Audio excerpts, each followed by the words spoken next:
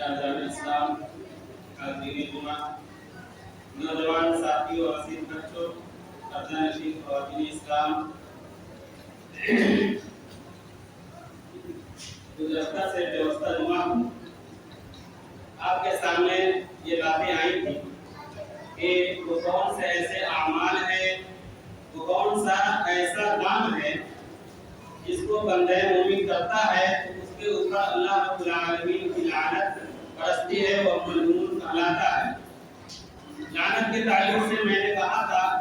کہ اس کا مطلب یہ ہے کہ بندہ اللہ رب العالمین کی رحمت سے دور ہو جاتا ہے، اللہ رب العالمین کی طرف سے پھٹکار پڑتی ہے، اللہ کے غضب کو دعوت دیتا ہے، اللہ کی نظر میں وہ بدبخت شمار ہوتا ہے۔ آئیے اسی سلسلے میں مزید باتیں آگے کرتے ہیں اور یہ جانتے ہیں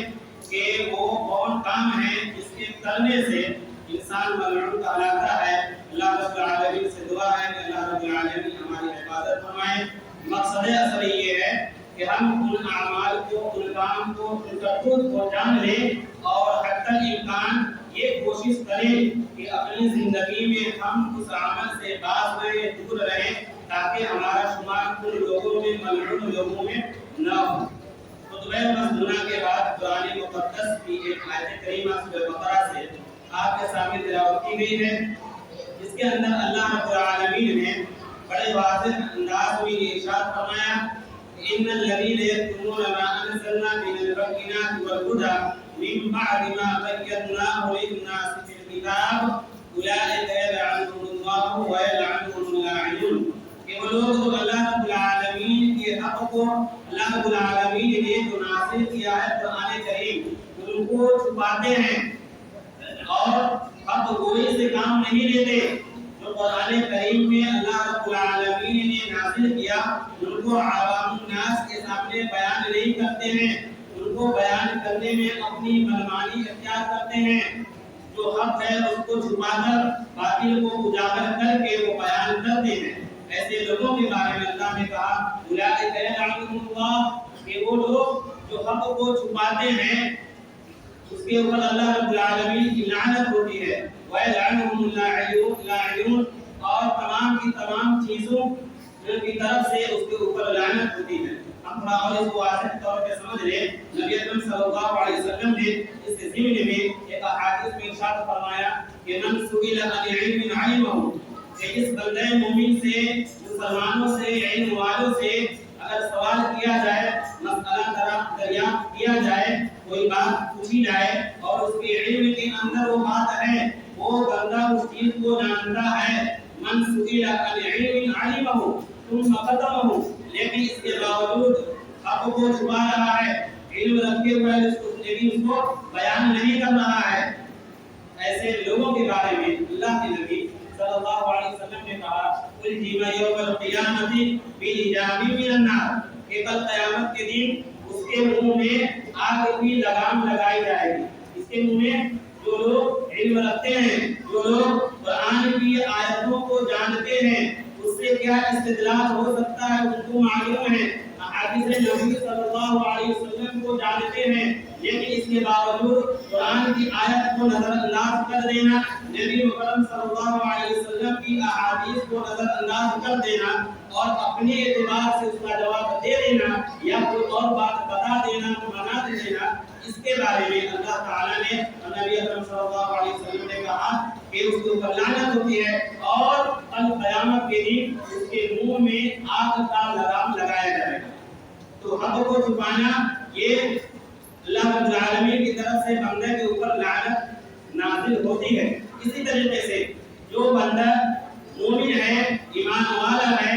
یا غیر مومن ہے، اگر وہ کسی بھی اعتبار سے اپنی زبان پاک سے ہو یا اپنے اعمال سے ظاہر کر کے اللہ رب العالمین کو، اللہ کے نبی صلی اللہ علیہ وسلم کو ایذا اور تکلیف پہنچاتے ہیں، اس کے اوپر بھی اللہ رب العالمین کی طرف سے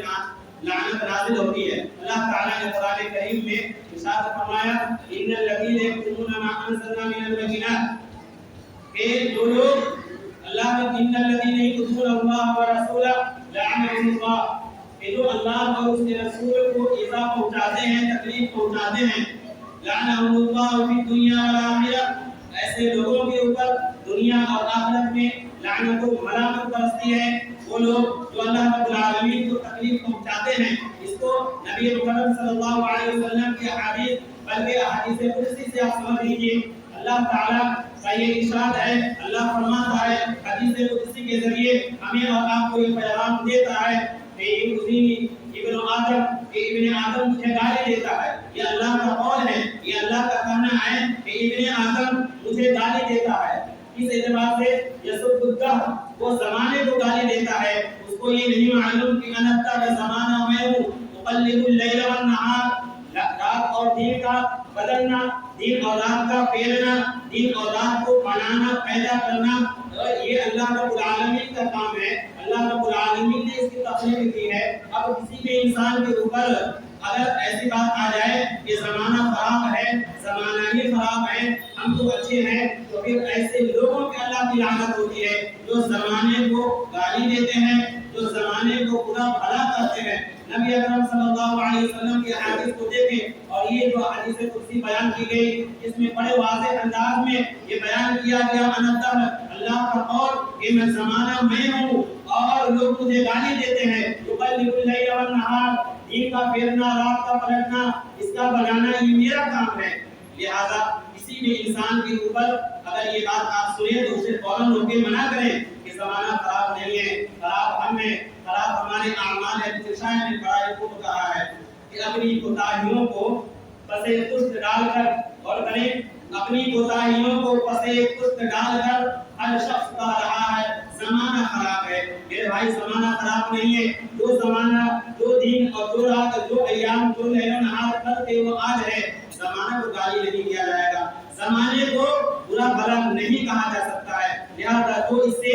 گریز نہ کرے ان کے اوپر اللہ کی لعنت ہوتی ہے۔ اسی طریقے سے وہ اعمال جو سماجی زندگی میں ہم آئے دن دیکھتے رہتے ہیں، وہ کام جن کو ہم معائنہ کرتے ہیں، دیکھتے رہتے ہیں، ہمارے ہی بیچ رہنے والے کلمہ گو مسلمان جو ایسے کام کرتے ہیں دانستہ طور پر یا انجانے میں، لیکن ان کو یہ نہیں معلوم کہ اس عمل سے، اس کام سے ہمارے اوپر اللہ کی لعنت ہوتی ہے، ہم اللہ کی رحمت سے دور ہو رہے ہیں، اللہ کا غضب میرے اوپر برس رہا ہے۔ انہی لوگوں میں، انہی فہرست میں وہ لوگ ہیں جو سودی کاروبار کرتے ہیں، یا سود پہ پیسہ لگاتے ہیں، یا سود پہ پیسہ لے کر کھاتے ہیں۔ اللہ کہ نبی صلی اللہ علیہ وسلم نے کہا لعن اللہ، کہ اللہ رب العالمین کی لعنت ہے ان لوگوں پر آخرت ربا جو سود کھاتے ہیں یا سود لیتے ہیں یا سود دیتے ہیں یا اس پر گواہ بنتے ہیں یا ان معاملات میں پڑھتے ہیں یا ان کو لکھتے ہیں۔ یہ ایک ایسا گناہ ہے، یہ حرام ہے، اور ساتھ ہی ساتھ اللہ رب العالمین کی طرف سے ایسے بندے پر، ایسے آدمی پر لعنت اور ملامت برستی ہے۔ اسلام نے اول دین میں سب سے پہلے میں ہی اللہ کے نبی صلی اللہ علیہ وسلم نے اس کو حرام قرار دیا۔ یہ وہ کام ہے جس سے سماج میں بغض اور حسد کا پیدا ہونا لازمی ہے۔ اس عمل کے ذریعے سے انسان کے اندر سے ہمدردی کا معاملہ ختم ہو جاتا ہے۔ جو انسان سود پہ پیسہ لیتا ہے یا دیتا ہے یا اسی طریقے سے کسی بھی ناحیے سے اس معاملے میں گرفتار ہے، اگر وہ ان میں ملوث ہے تو اس کے اوپر اللہ کی لعنت ہوتی ہے۔ سودی کاروبار کرنے سے انسان کا دل سخت ہو جاتا ہے، انسان کے دل سے اخوت و محبت ختم ہو جاتا ہے، بھائی چارگی ختم ہو جاتی ہے، اس کے اندر اللہ کے راستے میں خرچ کرنے کا جذبہ ختم ہو جاتا ہے، یہاں تک کہ اپنے اوپر بھی خرچ کرنا نہیں چاہتا ہے۔ وہ انسان سودی کاروبار کی وجہ سے سخت دل بن جاتا ہے، کٹھور بن جاتا ہے، اور دھیرے دھیرے اس کی زندگی ختم ہو جاتی ہے، دنیا سے ہاتھ ملتا ہوا یوں چلا جاتا ہے۔ اسی لیے اسلام نے بہت پہلے اولے روز میں اس کو منع کیا، حرام قرار دیا۔ اس سے غریب طبقہ کے جو لوگ ہیں مزید غریب ہوتے چلے جاتے ہیں، جو پیسے والے امیر ہیں وہ امیر ہوتے چلے جاتے ہیں۔ اسی لیے اسلام نے اس کو حرام قرار دیا، اور ساتھ ہی ساتھ یہ بھی وعید سنائی کہ جو لوگ اس میں ملوث ہوتے ہیں کسی بھی ناحیے سے ہو، اس کے اوپر اللہ رب العالمین کی لعنت برستی ہے۔ اسی طریقے سے وہ کام جس پہ اللہ کی لعنت ہوتی ہے، ایک رشوت ہے، جو انسان رشوت دیتا ہے یا رشوت لیتا ہے۔ نبی اکرم صلی اللہ علیہ وسلم نے کہا الراشی والمرتشی کلاہما فی النار، رشوت دے کر دوسرے کے माल पर या जायदाद पर या दूसरे के हिस्सों के ऊपर कब्जा कर लेना, किसी और के हिस्सों को मार लेना आपका हिस्सा नहीं बनता है, आपका हक उसमें नहीं है। आपने घूस देकर, आप रिश्वत देकर, आप नाजायज पैसा देकर अगर आप जबरन आप अपना उस पे कब्जा करते हैं, आप उस पे काबिज हो जाते हैं, किसी भी नाहिए से हो, आप अगर घूस देकर, रिश्वत देकर किसी भी चीज को अपना लेते हैं, किसी भी ओहदे पे फायद हो जाते हैं, तो आपके ऊपर अल्लाह की लानत होती है। इसी तरीके से एक चीज जो बहुत ही ज्यादा दुख भरी बात है, जो आए दिन हम देखते रहते हैं, हमारी नादानी की वजह से हो या हमारी कम इल्मी की वजह से हो या इसी तरीके से, असल बात यह है कि कुरान और हदीस नबी सल्लल्लाहु अलैहि वसल्लम को छोड़ने की वजह से जो लोग ऐसा काम करते हैं, अल्लाह के नबी सल्लल्लाहु अलैहि वसल्लम ने कहा कि अल्लाह की लानत उसके ऊपर बरसती है, नबी मुहम्मद सल्लल्लाहु अलैहि वसल्लम की लानत उसके ऊपर बरसती है जो हलाला करते हैं या करवाते हैं। लानल्लाहुल मुहल्लिला वल मुहल्लिला लहू, कि अल्लाह रब्बुल आलमीन की लानत होती है हलाला करने वाले पर और जो हलाला करवाता है उसके ऊपर। आप गौर करें कि हलाला क्या चीज है, इसका इस्लाम में कोई अमल दखल नहीं है, इस्लाम ये अमल हराम है, लेकिन कुछ लोग ऐसे हैं, कुछ तबका ऐसे हैं जो इसको रिवाज में लाकर इस्लाम को बदनाम कर दिया। किसने इसको लाकर इस्लाम को बदनाम कर दिया? इस्लाम ने इसको अव्वले रोज से मना किया है, इसको हराम करार दिया है। नबी मुहम्मद सल्लल्लाहु अलैहि वसल्लम की हदीस को अगर आप देखें तो आप सल्लल्लाहु अलैहि वसल्लम ने इसको मिसाल के साथ वाज़ेह फरमाया, सहाबा किराम से मुखातिब होकर कहा कि इसकी मिसाल वैसे ही है जैसे कोई इंसान सांड को घायल कर लाता है और उसको इस्तेमाल करके छोड़ देता है। ये इस्लाम की सोच और इस्लाम का अमल नहीं हो सकता है। इस्लाम ये संजीदा माहौल का नाम है, इस्लाम अमन का नाम है, इस्लाम उसका नाम है जो किसी के घर को बनाया जाता है, किसी के घर में अमन की फजा कायम की जाती है, लेकिन वो अमल है जिसकी वजह से इंसान असली है ये जो कुरान और सुन्नत की असल तालीमात है उससे दूरी की वजह से ये गलत काम अंजाम दिया जाता है। और आज अफसोस इस बात पे है, सोशल मीडिया का जमाना है, लोग लाइनमें की बिना पर जो सो बोल देते हैं टीवी चैनल पर बैठकर, लेकिन उनको ये पता नहीं है कि इस्लाम की हकीकत तालीमात क्या है। इस्लाम ने इसको पहले मना किया है और बल्कि नबी सल्लल्लाहु अलैहि वसल्लम ने कहा कि ये वो काम है जिसके ऊपर अल्लाह की लानत बरसती है। ये जब एक इंसान अपनी शादी करता है, अगर किसी भी नाहिए से अनबन हो जाए, मियां बीवी के दरमियान तर्क कलामी हो जाए, बड़ा सादा और सिंपल अंदाज इस्लाम ने बताया है, उसको तलाक का नाम दिया है। हलाल चीजों में सबसे नापसंदीदा चीज अगर अल्लाह की नजर में कोई चीज है तो वो तलाक है। उसके मराहिल है कि जब औरत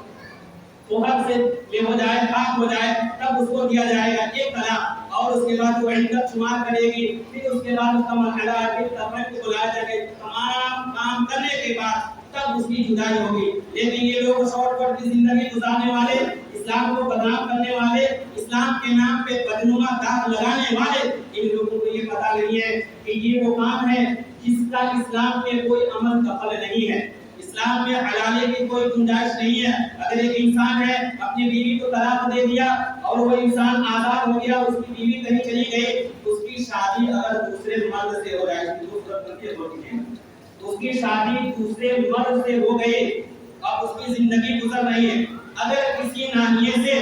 अनबन होने की वजह से या फिर वो मुकम्मल तौर पे तलाक दे देता है अपने मर्जी के मुताबिक, तब जाकर फिर अगर चाहे तब इसकी शादी हो सकती है। इसी तरीके से जो दूसरे मर्द है जिससे उसकी शादी हो चुकी है, वो इंतकाल कर गया, इद्दत गुजर गई, अब अगर औरत चाहे तो पहले मर्द से शादी कर सकती है। ये जो सूरत बनती है इसकी कोई सूरत इस्लाम में नहीं है। लिहाजा जो लोग चोर दवा का इस्तेमाल करते हैं वो इस्लाम को बदनाम कर रहे हैं। अल्लाह रब्बुल आलमीन हमारी आपकी उम्मत मुस्लिमा की हिफाजत फरमाए।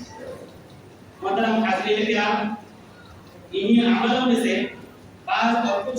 अमाल ऐसे हैं जिसका ताल्लुक ख़वातीन से है, जिनका ताल्लुक औरतों से है। औरतों के बारे में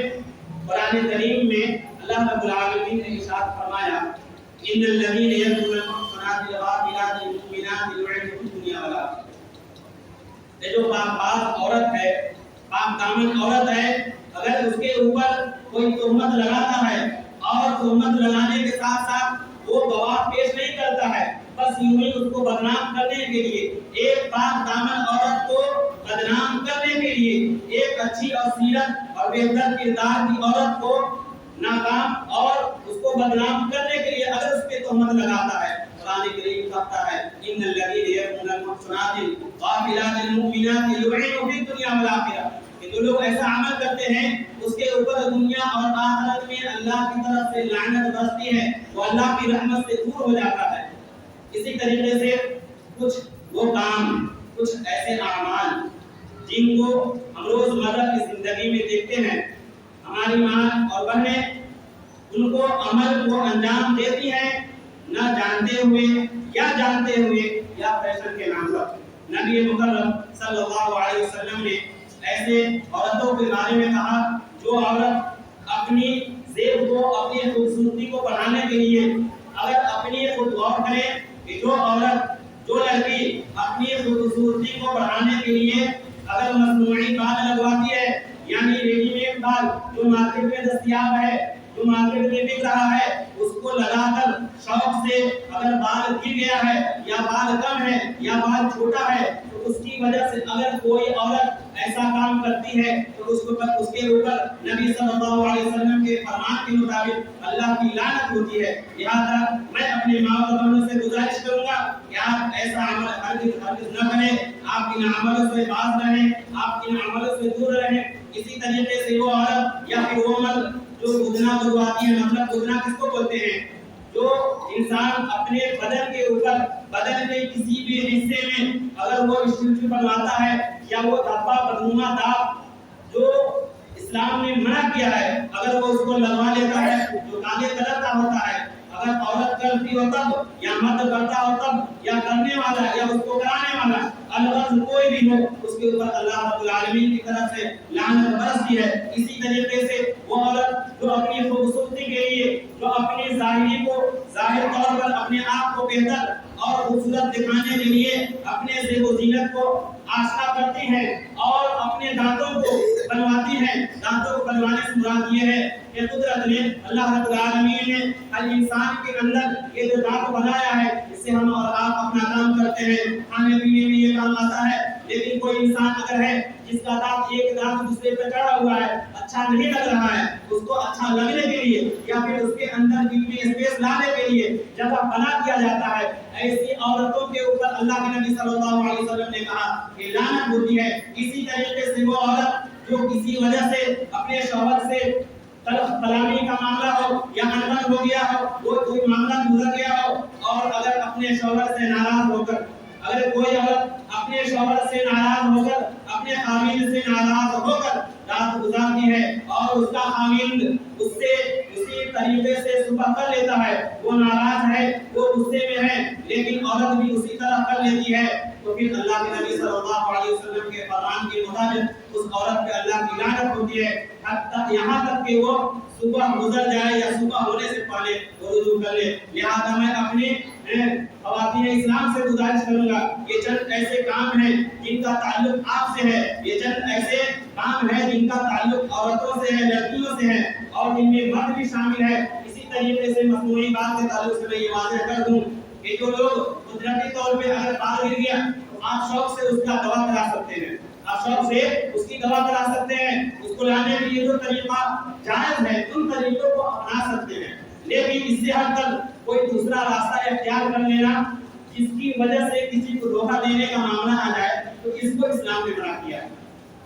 آپ اگر دوا استعمال کرنا چاہیں تو دوا استعمال کر سکتے ہیں، کوئی غلط اور نقصان کی بات نہیں ہے۔ اسی طریقے سے اللہ کے نبی صلی اللہ علیہ وسلم نے کہا لعن اللہ من ذبح لغیر اللہ، کہ جو اللہ رب العالمین کے علاوہ کسی دوسرے کے نام پہ ذبیحہ کرتے ہیں، جانور کو ذبح کرتے ہیں، اس کے اوپر اللہ رب العالمین کی لعنت ہوتی ہے۔ اسی طریقے سے اللہ رب العالمین کی لعنت ہوتی ہے، لعن اللہ الخمر، شراب پینے والوں پر، وشاربها وساقيها وباعها ومبتاعها، اسی طریقے سے شراب پینے والا، پلانے والا یا اس کو بیچنے والا یا اس کو خریدنے والا یا اس کو نچوڑنے والا یا جس کے لیے قاصد درخت کے اوپر سے نچوڑ کر لاتا ہے یا اس کو اپنی دکان کرائے پہ دینے والا یا اسی طریقے سے اس کے یہاں کام کرنے والا یا اسی طریقے سے کسی معاملے میں اس کے بیچ آ کر گواہی دینے والا، الغرض یہ کہ شراب کے معاملے میں اسلام نے حد بندی یہ کی ہے کہ اس کو الخبائث سے نام دیا ہے کہ یہ خبیث ترین چیز ہے، تو باست کا جرم یہاں سے ہوتا ہے۔ لہذا اس ناحیے سے آپ اس کو دیکھیے کہ جب ایک انسان شراب پیتا ہے اور اس کا عادی بن جاتا ہے تو اس کا اپنا نقصان یہ دنیاوی اعتبار سے بہت زیادہ ہے، اور اخروی اعتبار سے اس کا نقصان یہ ہے کہ اللہ رب العالمین ایسے لوگوں پر، شرابیوں پر رحمت نازل نہیں کرتا۔ رحمت کی نگاہ سے اللہ رب العالمین ایسے لوگوں کو نہیں دیکھتا ہے۔ یہ ایک کوئی عام اور معمولی بات نہیں ہے، یہ بڑا افسوس اور تعجب ہوتا ہے، خاص طور سے دو معاملے میں کہ جب ایک مسلمان ہے، مسلمان گھرانے میں پیدا ہوا، بچہ سے بڑا ہو گیا، جوان ہو گیا، اب جوان سے ادھیڑ ہو گیا، ادھیڑ سے اب بوڑھا ہو رہا ہے، ادھیڑ سے اب بوڑھا ہو رہا ہے، اس کو اپنے بارے میں سوچنا چاہیے۔ انسان کی زندگی دن بدن ایک ایک دن اس کی اپنی زندگی جو متعین ہے اس میں سے کم ہو رہی ہے اس کی زندگی، اور انسان دن بدن قدم بڑھاتا جا رہا ہے آخرت کی طرف، دنیا کو پیچھے چھوڑ رہا ہے، آخرت کی طرف بڑھ رہا ہے، اس کا قدم آخرت کی طرف بڑھ رہا ہے، وہ آخرت کی طرف جا رہا ہے، گامزن اسی طرف ہے، لیکن اس کے باوجود ان کے دماغ میں یہ بات سمجھ میں نہیں آتی یہ کام ایک حرام ہے، دوسرے یہ کہ اللہ کی لعنت ہوتی ہے، تیسرے یہ کہ اپنا مال نقصان ہوتا ہے، چوتھا یہ کہ جسم کے اوپر نقصان اور اثر پڑتا ہے، اور اس کے علاوہ سماج اور معاشرے میں ان لوگوں کو کوئی عزت نہیں ہوتی۔ اور آگے بڑھ کر آپ یہ بھی سمجھ لیجیے نبی اکرم صلی اللہ علیہ وسلم نے ان لوگوں کے بارے میں یہاں تک کہا کہ جو شراب کا پینے والا ہے اس کا عادی آپ اس کو سلام تک مت کیا کیجیے، اگر سلام دے تو جواب کو دیر سے مت کیا کیجیے، یہ اس کی وعید ہے، یہ اس سے نفرت اس لیے بھی آیا گیا ہے کہ ایک دوسرے کو جب دیکھے تو اس سے دور رہنے کی کوشش کرے، اپنے آپ کو، اپنے اہل و عیال کو، سماج کو اس سے دور رکھے۔ اسی طریقے سے سود کے تعلق سے ایک بات جو دیگر میں تھی وہ یہ بڑی آسانی کے ساتھ مکا دیتے ہیں، ایک منٹ میں بات بیان کر دوں کہ مجھے ضرورت تھی، کام چل نہیں سکتا تھا، میں کسی کے پاس گیا قرض لینے، مجھے قرض نہیں ملا۔ میرے بھائی، ہم جس سماج میں رہتے ہیں جہاں ہماری زندگی گزرتی ہے اس میں ضروری نہیں ہے کہ ہر آدمی ہمارے من کے مطابق ہو، ہر آدمی سے ہر آدمی کا معاملہ نہیں ہوتا، لین دین نہیں ہوتا۔ آپ کا جس سے چل رہا ہے، جس سے جم رہا ہے اس سے آپ لیں، پہلی بات۔ دوسری بات، اگر نہیں ہو رہی ہے تو کیا اس کام کے نہ کرنے کی وجہ سے آپ کی زندگی چلی جائے گی؟ ان آنکھوں نے دیکھا ہے اور ان کانوں نے سنا ہے ایسے لوگوں کو